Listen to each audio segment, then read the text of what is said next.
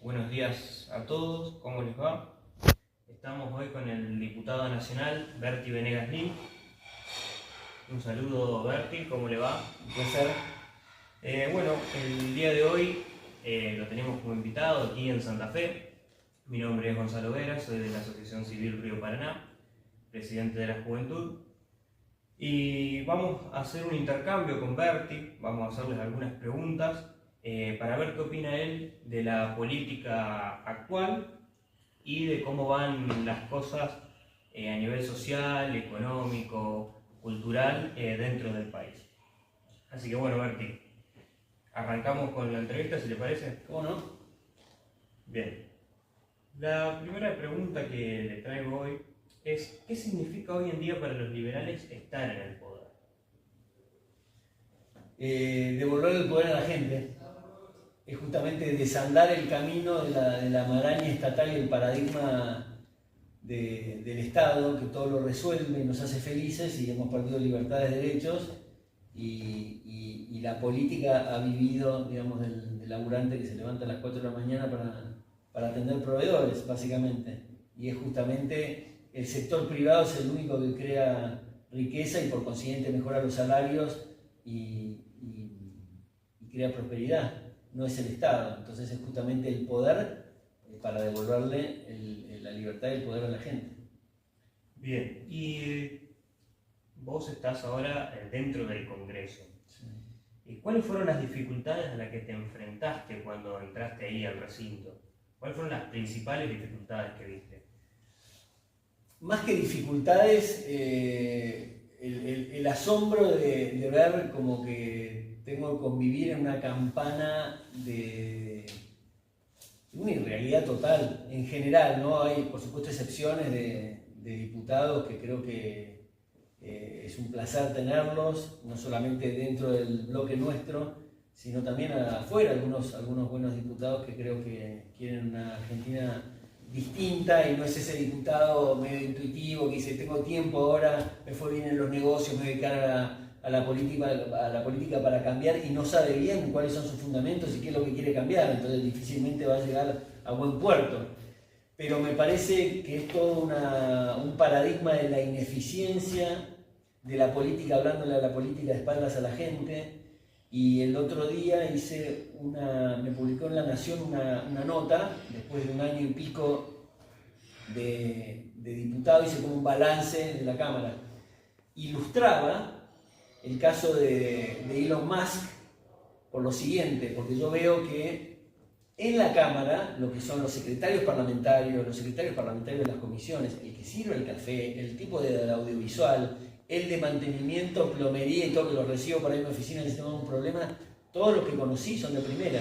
Incluso hay una oficina que se llama Oficina de Apoyo al Diputado, que a mí me ayuda muchísimo. O sea, la gente de primera, por supuesto debe haber gente todavía que queda ahí, en definitiva no va a trabajar, en fin. Martín Menem se encargó también de bajar mucho los gastos a ese respecto y eficientizarlo, que no es una cosa totalmente subóptima que paga el contribuyente.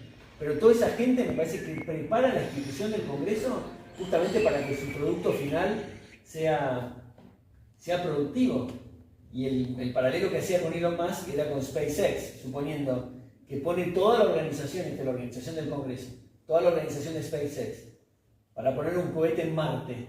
Pero ¿qué pasa? Pone de astronautas a 4 monos que cuando llegan a Marte juegan a las cartas, se emborrachan y no recolectan las muestras minerales que supuestamente tiene que devolver a la Tierra. O sea, hizo todo un gasto de una estructura para nada. Entonces con esto ilustro el problema es la mayor parte de los senadores y la mayor parte de los diputados, quizás no la organización que se prepara para algo digno. Sin embargo, la concepción y la mentalidad que tiene el legislador es para controlar y grabar la vida de los ciudadanos. Creo que está muy mal parado cuando ya tenemos la Constitución, el Código Civil, el Código Penal. Digamos, de legislar tendría que ser muy poquitas cosas, y en los últimos 40 años ha sido una inflación legislativa fenomenal que ha terminado teniendo en contra del derecho a la vida, la libertad y la propiedad. Bien, usted habló entonces de que el problema no es el Congreso sí, sino los que están dentro del Congreso. No, por supuesto, el Congreso es un órgano republicano sagrado.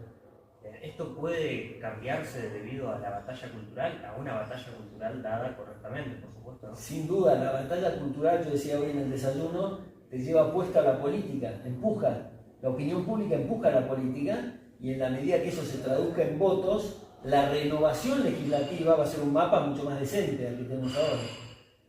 Bien, siguiendo esta misma línea con el tema de la batalla cultural, la educación, ¿cómo ves la educación a nivel nacional? ¿Y cuál o cuáles crees que son las mayores dificultades que se enfrenta hoy en este tema? Yo creo que no se pueden dar todas las batallas al mismo tiempo. Hoy la batalla que Javier quiere dar es el ajuste fiscal y la reforma del Estado. En estos 16 meses se basó en eso, por supuesto con los derivados de la inflación, el tema también de seguridad y los puntos centrales que pedía la gente.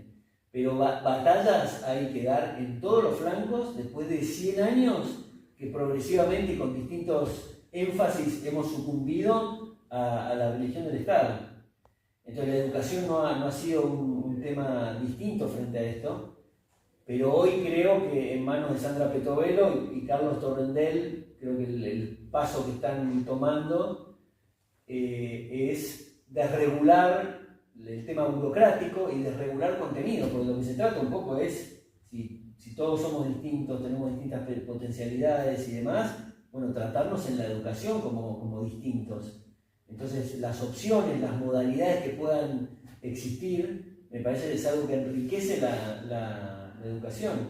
Y si creemos que vamos a tener mejores carteras o sillones o celulares o vasos en competencia, ¿cómo no tenemos una cosa más abierta y competitiva en el plano educativo para ofrecer distintas opciones? Creo que va por ahí un camino inicial para salir de esto, que muchas veces también la educación se ha usado por el tema del adoctrinamiento, ¿viste? Me viene a la mente la cita esta de Gramsci, que decía, tomen la cultura y la educación y todo el resto se da por añadidura, o sea, donde tenés las mentes fértiles, los regímenes totalitarios y autoritarios han tomado a la educación como un factor determinante en su construcción política. Y lo ves en Permiso para Pensar, que es un documental que está en YouTube, creo que es de 1 hora y 20, que se lo sugiero a tu audiencia, que es la primera presidencia de Perón.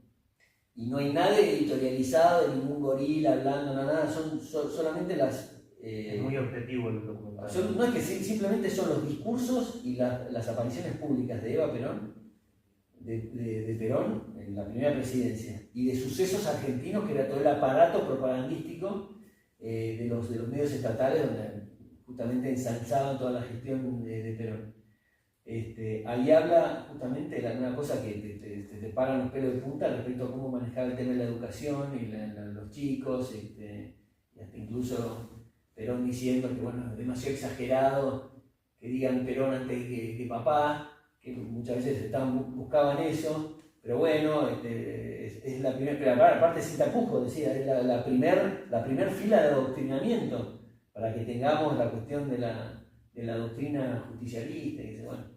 Y si te fijaste, la gente que dice, bueno, separa el peronismo con el kirchnerismo, si vos ves ese documental, después contame si no fue la hoja de ruta del kirchnerismo. Pero todo, con los artistas, la parte del approach científico, toda la cosa incluso de lo que es la señalética o la cosa de los actos políticos, que era medio mussoliniano. Si vos te fijás en eso, cómo buscaron sus socios con el tema económico, que era con esta cuestión de los precios máximos. Siguieron la misma estrategia, ¿no? Absolutamente. Increíble, Justo hablando, usted tocó el tema del adoctrinamiento. Hace un tiempo se puso en discusión pública el tema de la universidad o la escuela pública sí o la escuela privada no. ¿Usted cree que la universidad pública o la escuela pública abre la puerta para el adoctrinamiento? abre la puerta sin duda. Siempre la tentación desde un poder político de tener justamente esto como hizo Perón, como hizo Mussolini, que terminó persiguiendo a María Montessori, justamente el método Montessori, lo bueno que tenía dentro de otras opciones que tienen que existir, era encontrar profesionales junto con los padres y a un chico en temprana edad encontrarle dónde están sus pasiones y desarrollarlo al máximo, no hacerle perder tiempo con música, geografía, historia y lo que hemos aprendido nosotros, que en realidad no aprendimos nada, nos olvidamos de todo, y realmente el paso por el colegio ha sido un tema más de una linda experiencia social, quizás de competencias sociales, más que acordarse cuántos tanques tenían en tal guerra, esas cosas nos enseñaban.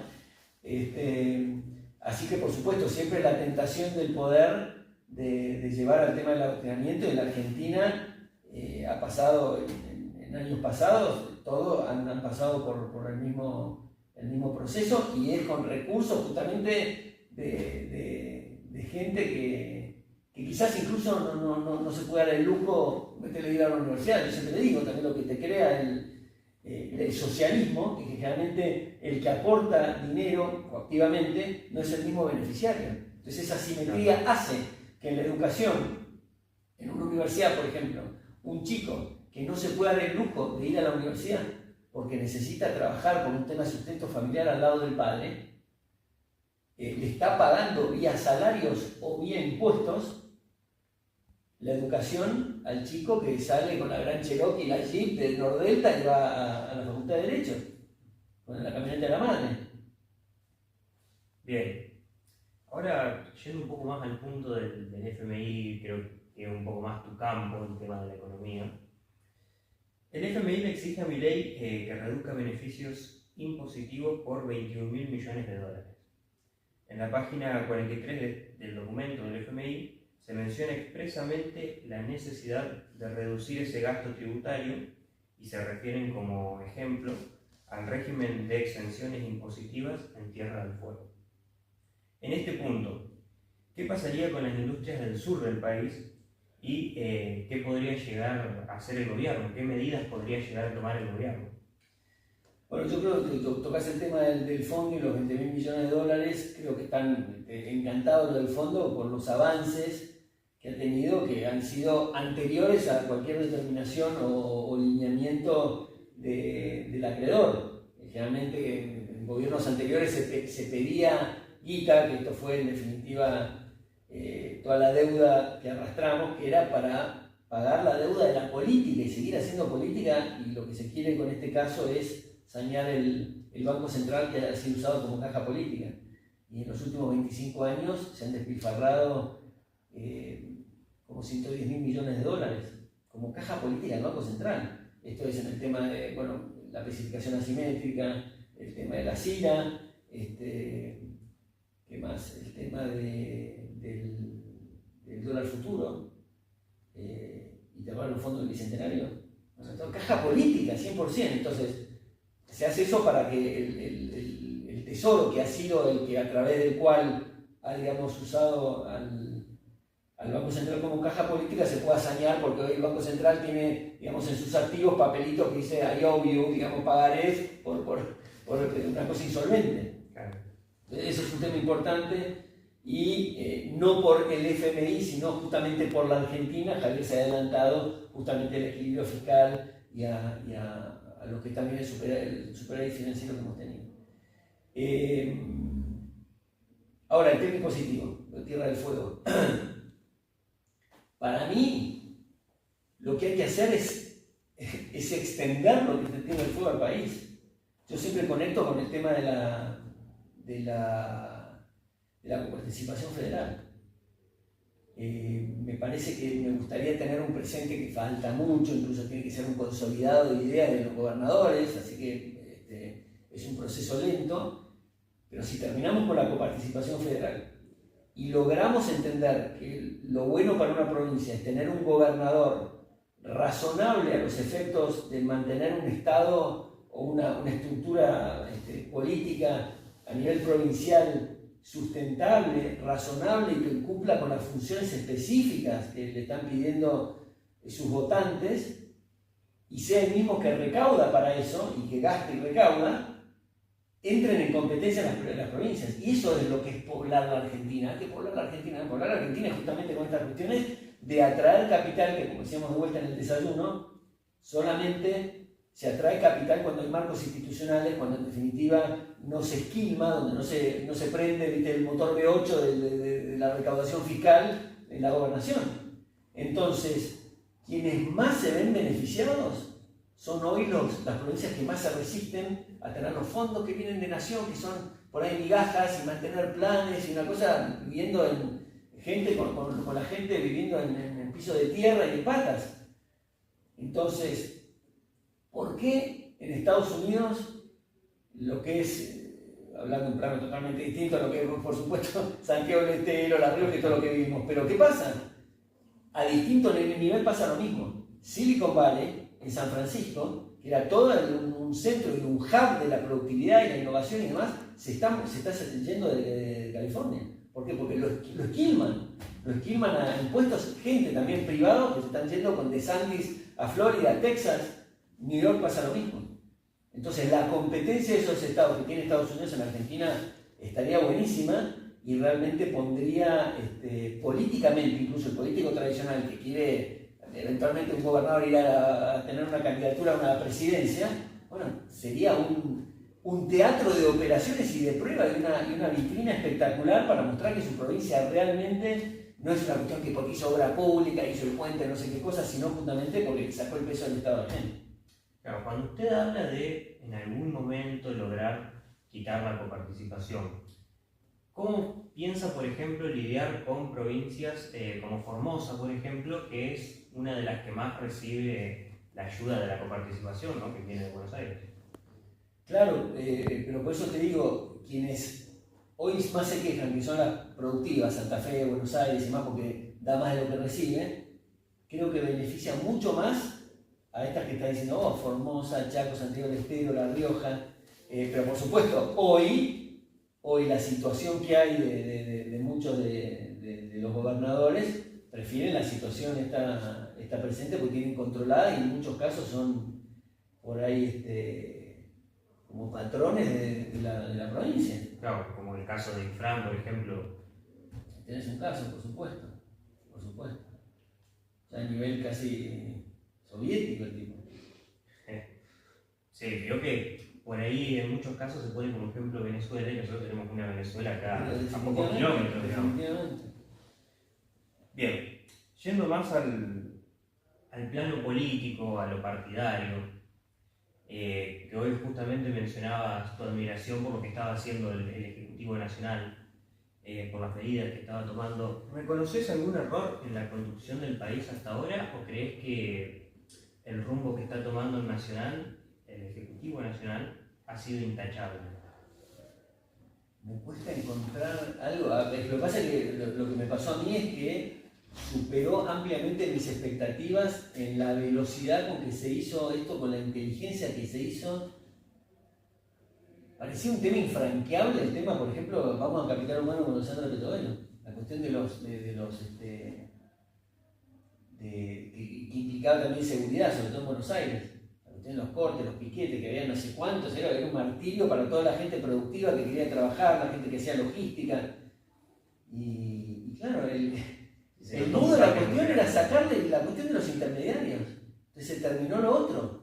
Porque en definitiva empezaron a salir cosas purulentas de tipos que te hablan de la justicia social y los vulnerables y que yo pongo el pecho por eso y yo trabajo de electricista, sea de Berigón y qué sé yo, y en definitiva le está sacando coactivamente el 2% de la gente justamente que está en un estado desesperante gracias a las políticas que apoya Berigoni.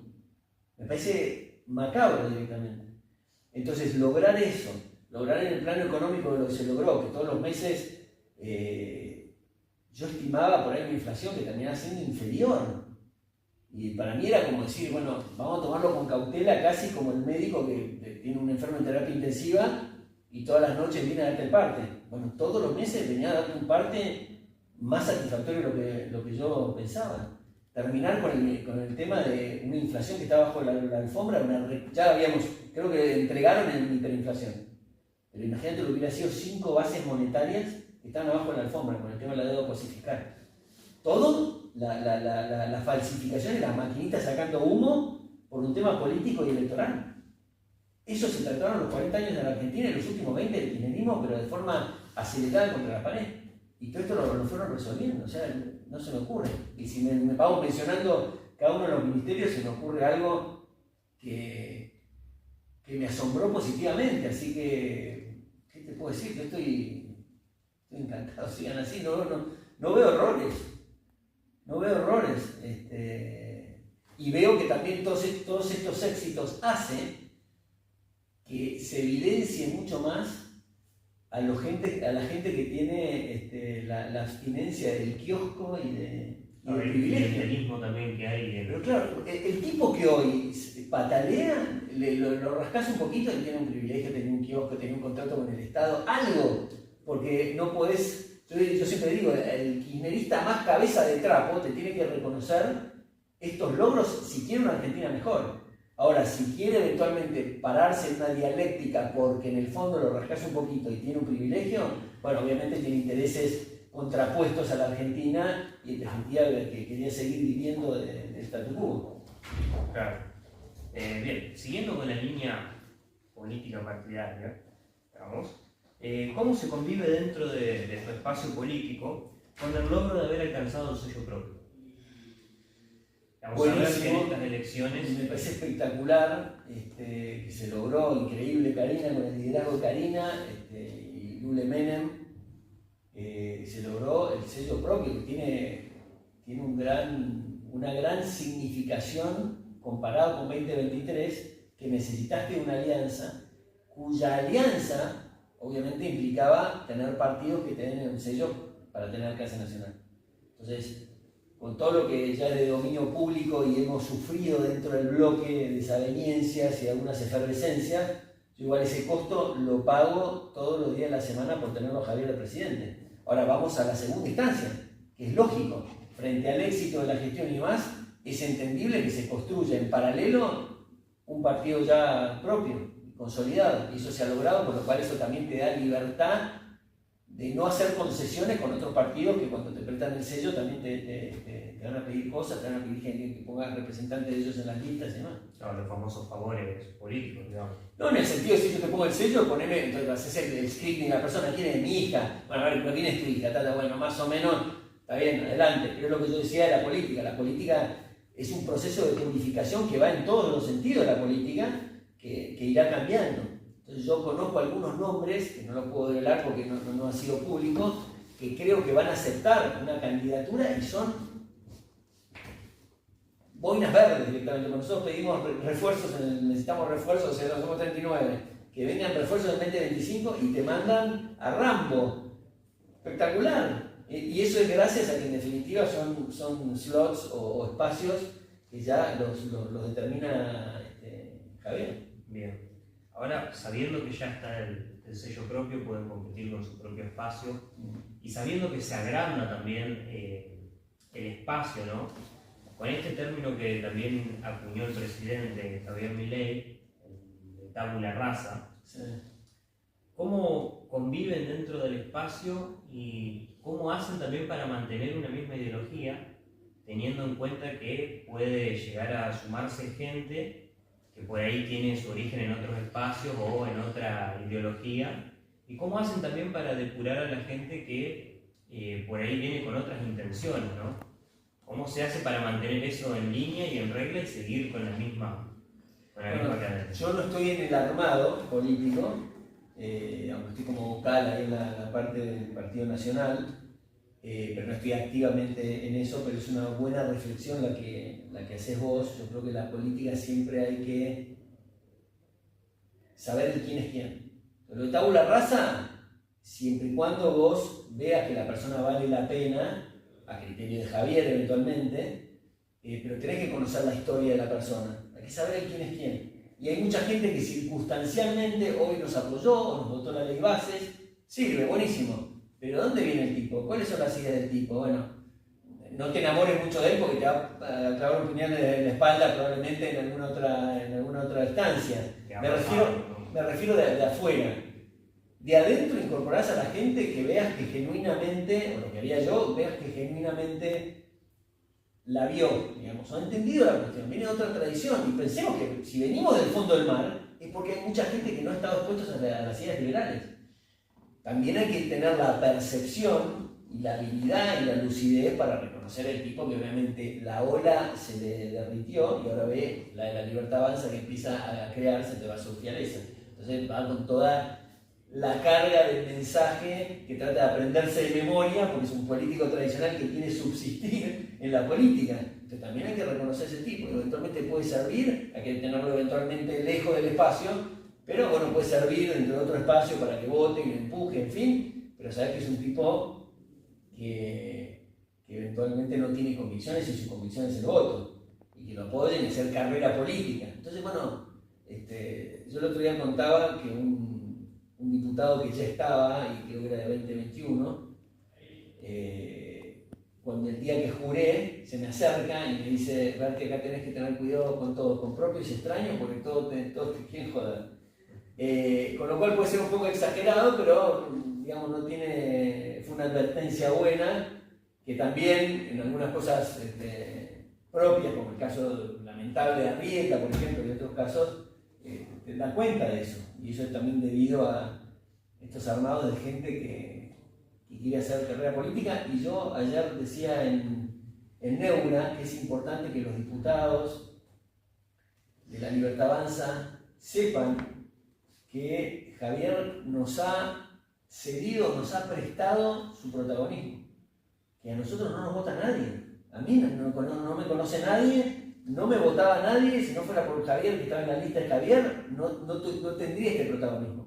Entonces, sin mantener mi independencia, y que yo, como siempre digo, me preguntan, vos sos leal, me dicen, lo que pasa es que vos sos leal a Javier, entonces es un tipo valioso. No soy leal a Javier, soy leal a mí mismo, que comulgo con las ideas de Javier y me cuesta encontrar algo que disienta, y yo creo que por ser leal a mí mismo es que Javier me elige. Entonces esto que ustedes decir, no, ustedes tienen que levantar la mano, no son libres pensadores, eso no me gusta tampoco. No soy libre pensador, lo cual no quiere decir que no sea orgánico y no piense estratégicamente lo que necesita Javier y saber que la banca la voy a conducir de acuerdo a mis convicciones, que gracias a Dios coincido todo con Javier. Entonces vamos en esa línea. Hay gente que me dice, no, vos representás al votante. Y eso quizás, yo lo ilustro que puede quedar como un juego de palabras, pero en realidad creo que la gente que nos votó o me votó se siente representada con mis ideas. Yo no estoy buscando representar a la gente. Yo, por supuesto, represento las preocupaciones que tiene la provincia de Buenos Aires y la Argentina. ¿Okay? Eso es clarísimo. Pero si me pongo a ver qué es lo que necesita la gente para representarla sin pasar el filtro de mis convicciones, voy a terminar que la mayoría de la gente cree en el aborto. Entonces, bueno, la provincia de Buenos Aires cree en el aborto, la gente que me votó, bueno, no, que voto a favor del aborto. Tengo mis convicciones, es al revés. La gente en campaña y que me conoce y por eso me votó, que lo conoce a Javier y proyecta esas ideas conmigo, bueno, nos acompaña en estas ideas. Pero no, hay que tener mucho cuidado de buscar la lectura marketinera de lo que quiere el votante, porque él le puede estar pifiando feo las convicciones que uno tiene. Claro. Bien, por último, ya para concluir, usted hoy en la charla habló de que los legisladores estaban creando como una especie de inflación de leyes, presentando muchas leyes, digamos, a lo largo de lo que va la historia del Congreso, y usted habló de que siempre le recriminan por qué no presenta leyes. Digamos, ¿usted cree que los legisladores están para presentar leyes o cuál es el trabajo de un legislador? Bueno, el legislador legisla, pero yo creo que como digo, con la Carta Magna Constitucional y los distintos códigos que hay, civiles, penales, en fin, está cubierto mucho, solamente complementa la legislación con algunas cosas que hay que modernizar o cosas circunstanciales. No hay que legislar todo, como decía, creo que era Ronald Reagan, no era Ronald Reagan, decía Alem, el fundador del Partido Liberal, el mejor gobierno es el que menos gobierna. Y eso también se traduce el gobierno, no solamente en el plano del gobierno conseguido como el Poder Ejecutivo, sino el gobierno como Estado, también el Poder Legislativo.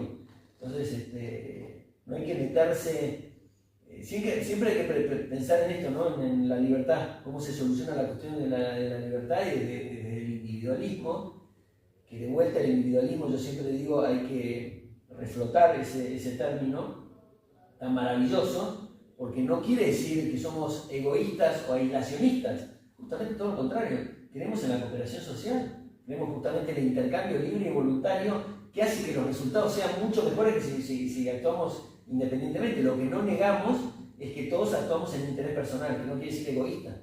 El egoísmo es el tipo que no ve satisfacción personal en ayudar a otros. El interés personal abarca también incluso la filantropía, porque cuando ayudamos a alguien, sea por tema de un consejo, con guita o con lo que sea, lo hacemos porque nos sentimos más satisfechos nosotros en primera instancia ayudando al otro. Cuando a nuestra novia le decimos te quiero es porque nos aporta cosas, cuando decimos no te quiero más es porque no te aporta más cosas. En definitiva, siempre estamos con interés personal. Nadie en su sano juicio, aún dando la vida por un amigo, va a actuar pensando que va a estar peor. Eso es algo natural. El que no reconoce eso no reconoce la naturaleza humana. Y esa es la esencia justamente del individualismo. Y los grandes dream teams del deporte, la política, las empresas y demás han reconocido en quien lidera eso y cada uno de sus miembros, en reconocerle la fibra, donde hace electricidad cada uno de los individuos en lo mejor que hace. Pero cada uno de esos sigue su interés personal, pero sabe que necesita a los otros para hacer el cumplimiento de eso. El tipo, Adam Smith decía que tenemos verdura, carne y pan no por la benevolencia del carnicero, el verdulero y el panadero, sino por su interés personal. Y ningún carnicero, ningún tipo que está en el campo criando una vaca está pensando en decir, bueno, le voy a dar a Gonzalo el cacho de bife con el celofán y cosas en el supermercado, Gonzalo para de comer justo el almuerzo el martes no sé cuánto a las 3 de la tarde. No, está pensando en cambiar el auto, en mandar a sus hijos a un mejor colegio, en hacer una ampliación de la casa, en su interés personal. Pero no tiene más remedio que mejorar la vida de otros, de su cadena de valor hasta que llegue a Gonzalo en el supermercado. Claro. Bueno, Berti, muchísimas gracias por el tiempo, por las palabras, siempre muy sabio en lo que expresa. Muchas gracias. Así que bueno, espero que pase bien en su visita en Santa Fe. Un placer. Y hasta la próxima. Hasta la próxima, gracias. Muchísimas gracias a todos.